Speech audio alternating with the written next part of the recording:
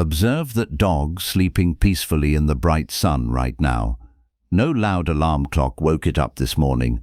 Nobody told that creature what time it had to be somewhere today. It does not have any expensive rent due this coming Friday. It is not worried about its professional career or job. It did not wake up sweating at 3 in the morning. It is not replaying an embarrassing moment from 6 long years ago. The dog just found a nice warm patch of beautiful sunlight. It simply laid right down inside of it without a care. You woke up today to a loud alarm you set yourself. This happened because someone else decided when your day should begin. You put on specific clothes that follow strict social rules today. These rules were written by random people you have never met. You are going to spend most of your waking hours working. You do this because someone else decided it was worth time. You trade your life for numbers in a digital bank account. Then you spend that money on a place to sleep. Sadly, you do not technically even own that home yourself. Somewhere in the background of your life runs a quiet anxiety. You constantly worry about whether you are doing enough each day. You wonder if you matter to the world around you. You worry that you are falling behind in a race. Nobody officially announced this race to the public at all, yet everyone you know seems to be running it constantly. Therefore, the big question is not stupid or simple anymore. Are wild animals actually much more free than human beings are? On the surface of life, the quick answer is yes. Obviously, a wild lion does not ever file tax returns. A tiny sparrow does not need a building permit either. They just construct their nests wherever they want to live. An elephant has never sat through a long corporate meeting. They never endure a meeting that could have been an email. Animals have absolutely no laws or strict dress codes today. They have no social expectations or modern career ladders anywhere. They do not create stressful 5-year plans for themselves. Animals live their entire lives completely in the present tense. They eat food only when they feel very hungry. They sleep soundly whenever they feel tired during the day. They move locations when they want to move around freely. Nobody built a complex system to extract value from them. Nobody steals their hard labor for corporate profit at all. Nobody convinced them their personal worth is tied to productivity. A famous philosopher named Jean-Jacques Rousseau spent many years writing. This 18th century French thinker argued that civilization itself was the primary problem. He believed society trapped our spirits completely. In his famous discourse on inequality, written in 1755, he described ancient life. He detailed what life looked like before human societies formed. This was a time before property, hierarchy, and laws existed. Humans did not have the obligation to perform their existence. They did not need approval from other people back then. Rousseau called this beautiful state natural liberty across his essays. It meant having the freedom to live only by your needs.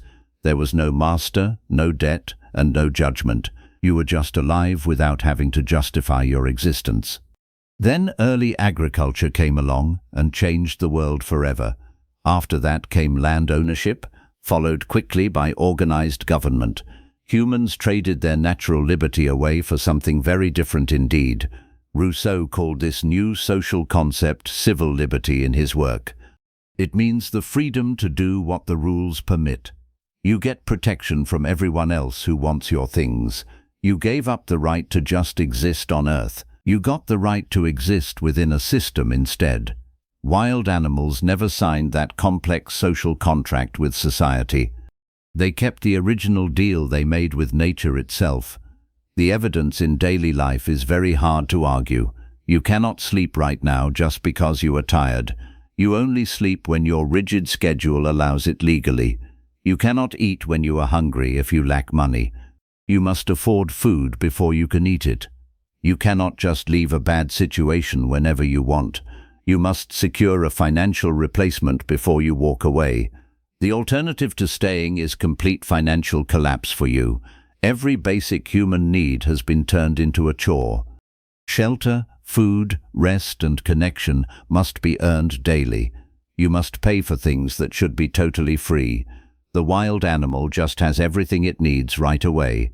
It finds food because the world naturally provides food easily. It finds shelter because shelter already exists out in nature. It does not owe anything to anyone for its life. The animal enjoys the basic right to survive without debt. There is a great line Jorge Luis Borges wrote once. This beautiful thought stays with you for a long time. He said that all creatures on earth are actually immortal. He excluded mankind from this special rule for one reason. Animals know absolutely nothing about the concept of death itself. He did not mean this literally, but rather effectively. The wild animal does not spend its life dreading death. It responds to immediate danger with a fast fear response. When the scary danger passes, the fear passes completely away. The animal does not lie awake thinking about the future. It does not worry about what comes after this life. Humans invented existential dread all by themselves over time. No other living species has this terrible mental burden. We are the only animal that tortures its own mind. We worry about hypothetical futures that may never happen at all. We ask deep questions that have no real answer anyway. The dog in the sunlight is not wondering about meaning. It found warm sunlight on the ground, which was enough. But before we continue this deep talk, look at this. There is something truly interesting I want to show you now. Many ideas on this channel come from reading books. I read research papers and long-form articles for these videos. The big problem is that there is not enough time. I cannot read every single book in full every week.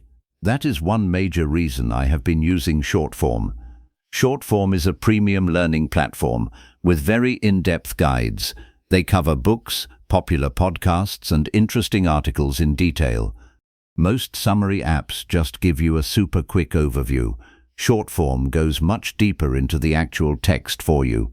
They break books down chapter by chapter with great care. They add smart analysis, counterpoints, and commentary to everything. They connect ideas across multiple sources so you can understand them. You learn what an author believes and why they think so. They cover topics like psychology, history, science, and education. Recently, I was reading their guide on a very great book. It was about who we are and how we got here. The book was written by David Reich recently. One thing I found fascinating was modern DNA evidence details. It reveals that human populations have been mixing for centuries. They migrated throughout history far more than we once thought before. Short-form also publishes new book guides and articles every week. Subscribers can even vote on which books they cover next. If you are researching online, they have a smart tool. They offer a great browser extension called Short-Form AI today. It can summarize articles, emails, and YouTube videos instantly. If you enjoy learning but lack time, try this out. You can try Short-Form for free using my link. Look for the special link in the description down below. You will also get 25% off the plan. You save money on the annual plan by clicking it. Now, let's get right back to our video topic. A philosopher named Søren Kierkegaard wrote about human awareness once. He explained the moment a person becomes aware of existence, they experience two distinct things simultaneously in their human mind. They feel a sense of awe and deep dread together. They feel awe at the simple wonder of being alive. They feel dread at everything that comes with daily life. Animals appear to have the awe without any dread attached. They exist without self-consciousness about existing in the world. That truly sounds like real freedom to the modern mind. It might actually be the deepest kind of freedom available.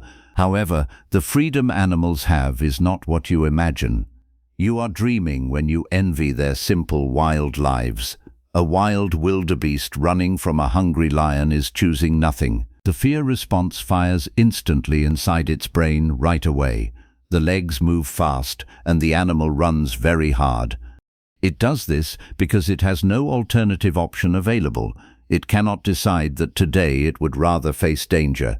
It cannot opt out of the scary chase at all. It cannot choose quiet contemplation over constant, exhausting vigilance. Its freedom from external human rules came at a cost. The animal is completely governed by its own strict biology. The animal follows no laws because it needs no laws. It is already doing exactly what instinct programmed it to do. It obeys its internal code every second of every day. There is no possibility of deviation from that ancient programming. Rousseau saw this truth clearly during his life. He wrote that animals must obey what nature commands always. They receive these strict commands directly through their physical senses. Humans feel those exact same natural impulses inside themselves too.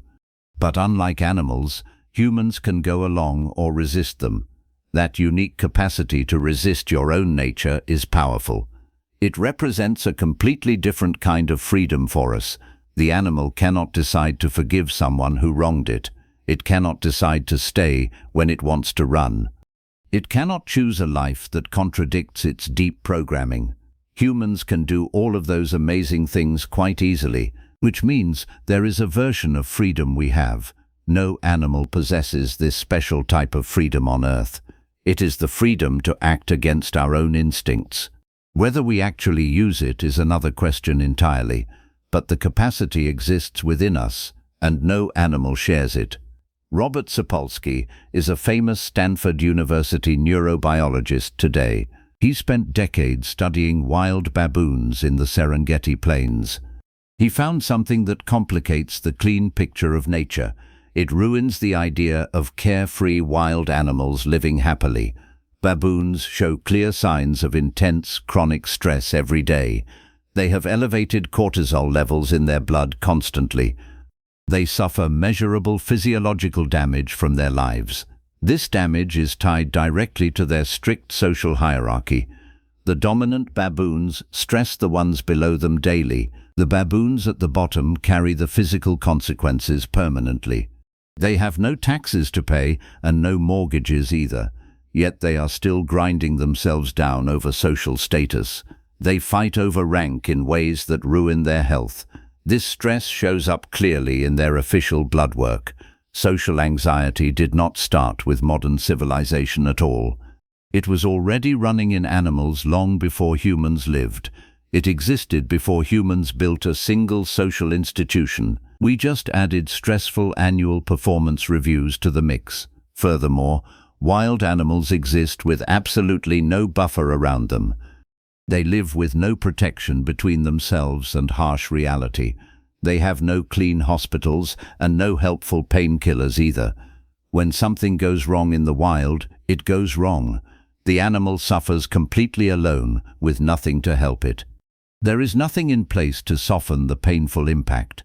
The freedom from civilization's rules is also a trap. It is freedom from everything civilization built to save you.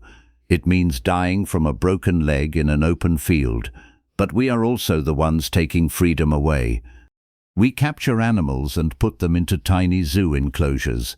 We call this conservation, but it is a prison. We take creatures that evolved over millions of years naturally. They were born to roam, hunt, and migrate far. They used to cross entire continents with their large families. Now we put them in concrete boxes for money. We charge people cash to watch them sit sadly today. Research published in peer-reviewed journals has documented this tragic trend. Scientists know what happens to wild animals in captivity now. They develop what experts call zoochosis in their minds. These are repetitive, compulsive behaviors with no real function. Polar bears will pace the same narrow path for hours.